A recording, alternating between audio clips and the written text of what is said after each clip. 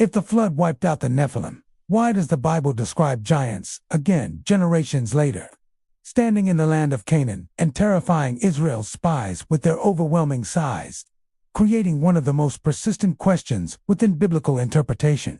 That question rarely appears in American church discussions, yet it sits plainly within the Old Testament narrative for anyone willing to read beyond familiar Sunday school summaries and explore the broader textual connections spread throughout multiple books of Scripture. In Numbers 13, the Israelite spies report seeing the descendants of Anakim, describing themselves as grasshoppers in comparison to the towering figures inhabiting fortified cities within the Promised Land, emphasizing the psychological impact of encountering powerful enemies.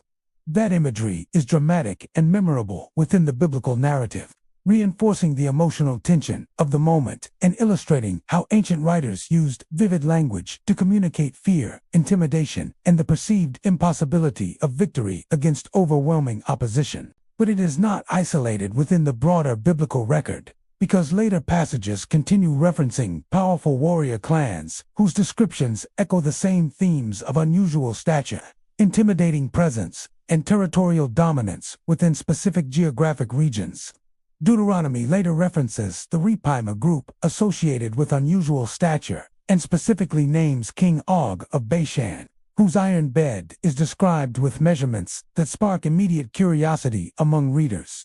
Examining the details preserved within the text, the bed alone, according to the text, measured roughly 9 cubits long, a detail that many modern readers gloss over without examining the implications or cultural context behind such measurement in ancient Near Eastern storytelling traditions.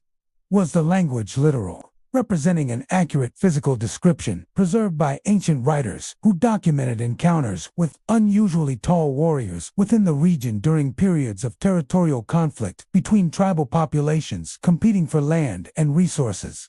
Exaggerated descriptions remain possible within ancient literature, especially when storytellers sought to emphasize the intimidating presence of enemies whose size, strength, or battlefield reputation created psychological pressure upon armies preparing for confrontation. Ancient war rhetoric designed to magnify enemies and intensify the perceived challenge facing Israel's army as they prepared to enter contested territory may explain some of the language, reflecting storytelling conventions common throughout the ancient world. Many theologians argue that ancient Near Eastern literature often amplified physical size to communicate power and intimidation rather than biological abnormality, using descriptive exaggeration as a narrative device to dramatize encounters between opposing forces. That interpretation has weight within modern scholarship, particularly when comparing biblical language with similar descriptions appearing in surrounding cultures that celebrated heroic warriors through elevated physical imagery and poetic storytelling traditions. Ancient cultures routinely used hyperbolic description in military reports to dramatize victories and justify divine intervention narratives, allowing storytellers to frame military success as evidence of supernatural favor, guiding smaller forces toward improbable triumph. Yet the repetition of giant clans across multiple passages keeps the question alive among readers who notice the consistency of these references.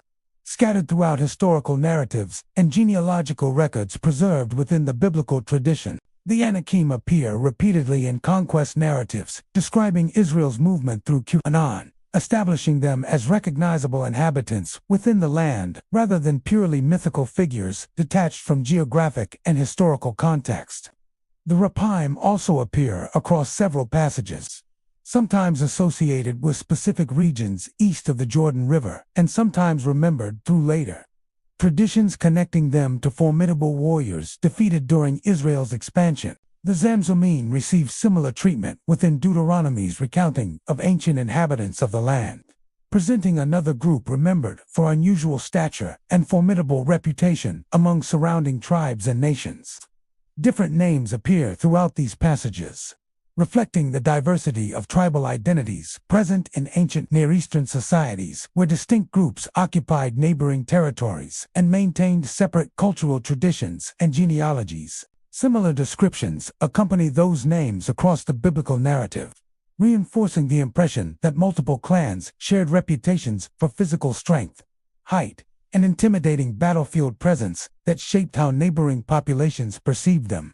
Why would the biblical writers preserve these repeated references if they were merely poetic exaggeration, without deeper segregation within the narrative structure of Israel's historical memory and theological storytelling traditions? That tension fuels modern curiosity, especially when combined with archaeological discoveries of massive fortification walls and ancient cities constructed with stones far larger than typical domestic architecture would require in ordinary settlements.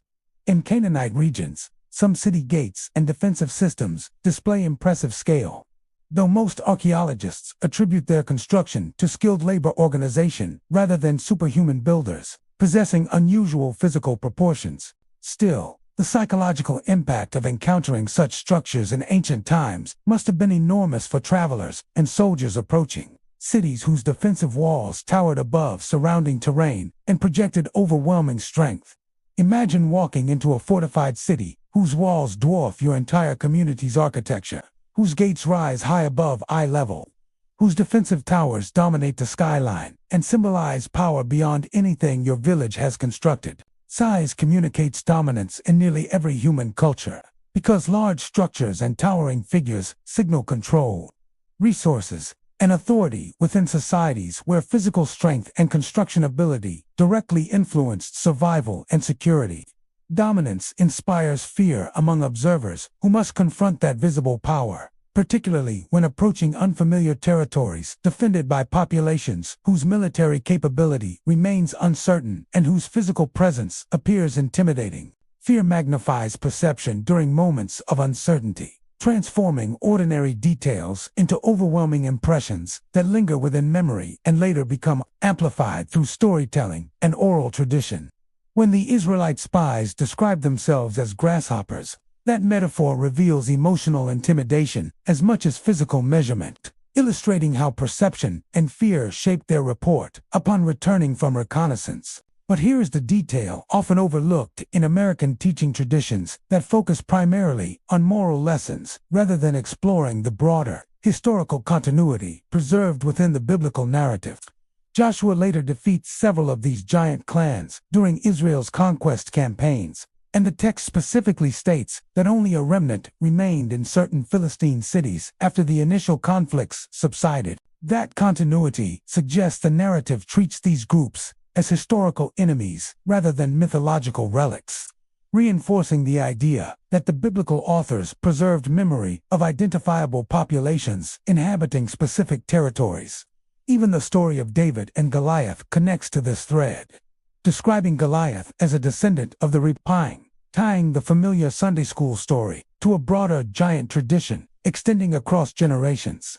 Goliath's height is debated among textual traditions preserved in ancient manuscripts, with some suggesting extraordinary stature and others presenting slightly reduced measurements, yet all agree he possessed an imposing physical presence. Why preserve those dimensions at all within the narrative if the focus were purely symbolic? Since moral lessons about courage and faith could exist without specifying measurements that invite historical curiosity, if the focus were purely moral or symbolic, physical measurement would seem unnecessary within the narrative structure.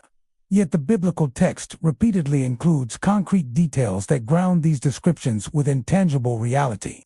Yet the text repeatedly includes size markers that draw attention to the physical scale of certain figures described within the narrative, creating visual imagery that reinforces the sense of intimidation experienced by observers. Cubits appear frequently within these descriptions, representing ancient units of measurement used to quantify length, height, and distance within architectural and military contexts. Throughout the ancient Near East, spans also appear within certain passages, providing additional measurements that help readers visualize the proportions of individuals and objects described within these accounts of ancient warfare and confrontation. Bed lengths receive mention within the description of King Og of Bashan, suggesting that even everyday objects associated with certain rulers carried dimensions considered remarkable within the narrative tradition. Armor weight appears in the description of Goliath's equipment, emphasizing not only the size of the warrior, but also the technological and physical advantage, represented by heavy protective gear carried into battle. These details give texture to the narrative, grounding its descriptions within concrete imagery that allows readers to visualize scenes unfolding across ancient landscapes shaped by conflict and territorial ambition. Texture invites analysis among modern readers who encounter these passages and begin asking questions about the cultural, historical, and literary context surrounding such detailed descriptions preserved within the text. Modern scholarship typically explains these descriptions through a combination of literary style and genetic variation within ancient populations, recognizing that exceptionally tall individuals have appeared throughout human history. That explanation is scientifically grounded within anthropological research documenting height variation across different populations and historical periods, demonstrating that unusual stature does not require supernatural origins. But it does not eliminate the cultural weight of the giant motif within Israel's story.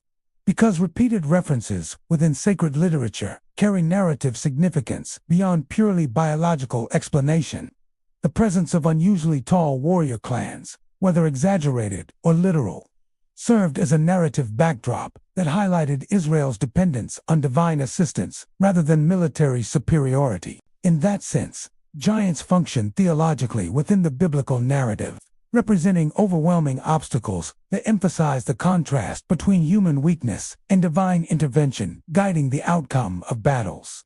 They represent overwhelming obstacles that cannot be overcome through ordinary human strength alone, reinforcing a central theme within biblical storytelling about faith prevailing where physical power appears insufficient. Yet here is the tension that continues to intrigue modern audiences who encounter these passages and begin exploring the broader historical and literary context surrounding the references. The biblical narrative treats these groups not as fairy tales, but as real territorial inhabitants with genealogies, alliances, and regional identities preserved within descriptions of ancient geography.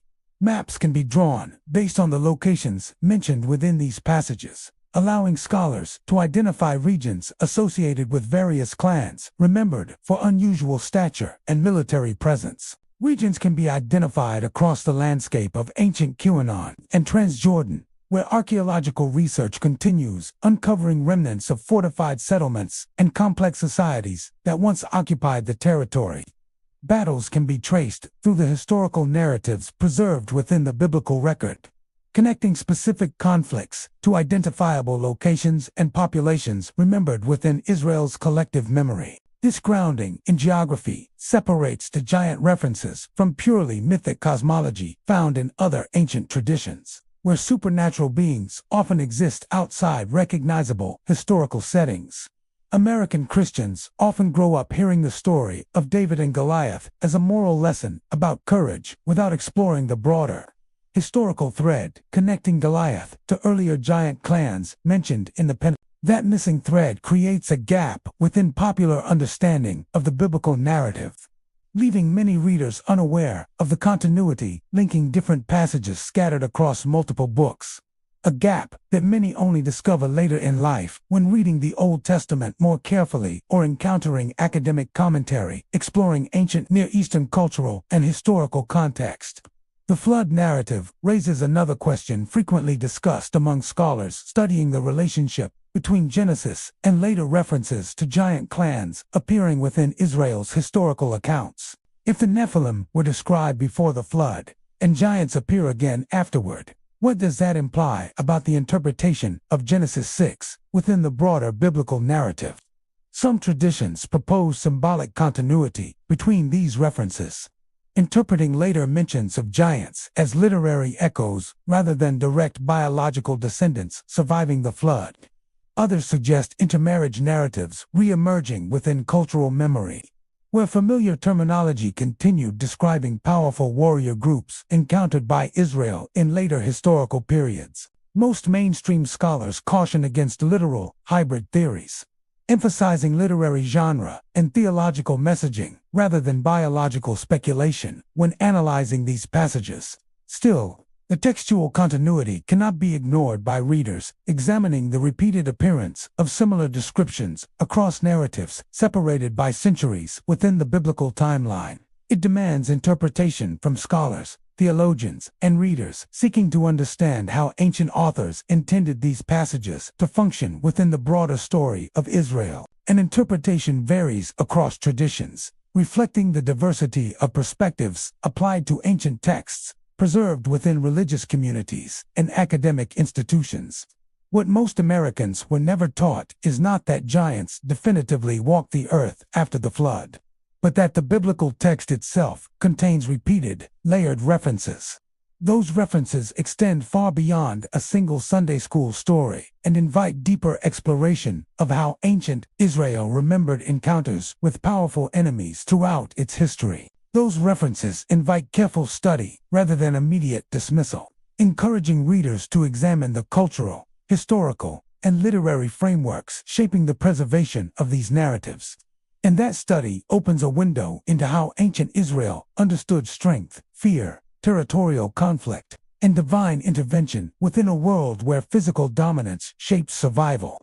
The giant narrative is not peripheral within the biblical record, but appears woven throughout conquest, accounts, genealogies, and royal narratives describing Israel's encounters with neighboring populations. It is woven into Israel's conquest story, its royal narratives, and its memory of divine deliverance against enemies perceived as physically overwhelming throughout generations of conflict. That continuity deserves attention from readers seeking to understand how ancient storytelling preserved themes of faith, courage, fear, and divine guidance within the historical experiences remembered by Israel. Not sensationalism should guide that attention, because exaggerated speculation can distract from the deeper literary and historical insights embedded within the text itself. But attention remains essential for anyone seeking to understand how ancient narratives communicated meaning through detailed descriptions of people, places, and encounters remembered across generations.